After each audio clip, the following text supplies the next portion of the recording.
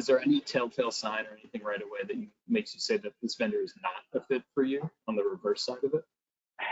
I guess opposite of what I was saying earlier. I think the key, when they're too rigid, I can't stress that enough. They have to be a partner.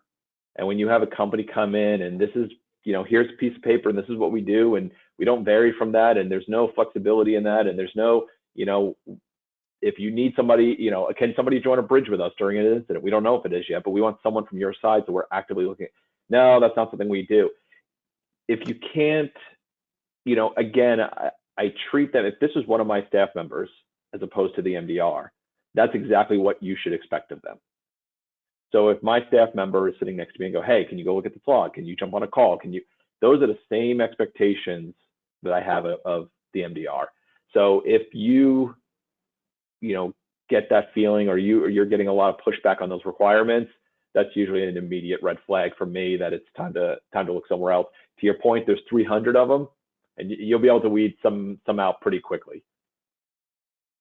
Yeah, it's extension of your team is not just a marketing phrase you throw up on the website. You actually have to be part of the team and be willing to jump in at a moment's notice, like you're on the staff, as you mentioned. So, and both ways, though, right? And sorry to interrupt, but that's the true both ways. That's not, their extension of our team. I expect them to always be. We're going to engage them regularly. This has to be a two-way street.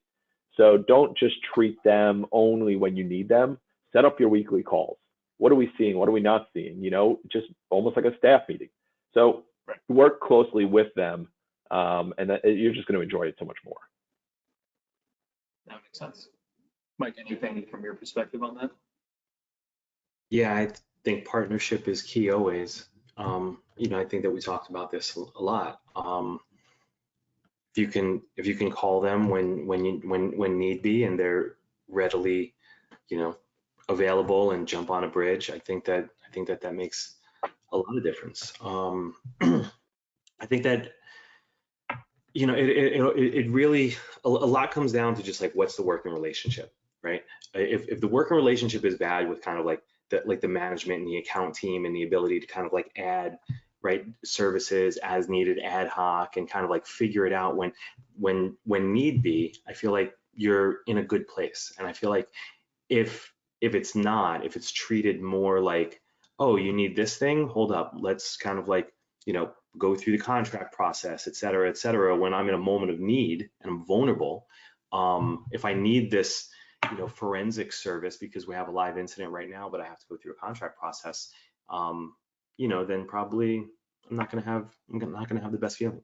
And then going back to something else that Richard was talking about, when you get this kind of like influx of logs, you have to kind of like think about, if we're the ones that own the software, right? What's the additional hit on us from a licensing perspective, right? So like, if we own our data lake or we own our SIM,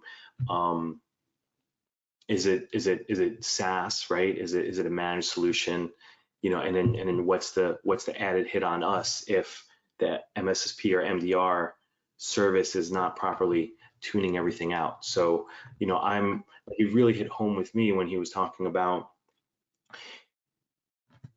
if they get a bunch of logs coming in, it's not always so valuable. It's about like, what logs are coming in and what are they doing with it? And I'm to some degree relying on the MDR, being the experts in the space, to tell me, hey, we're missing, these couple key log types, and then to have that conversation with my team internally.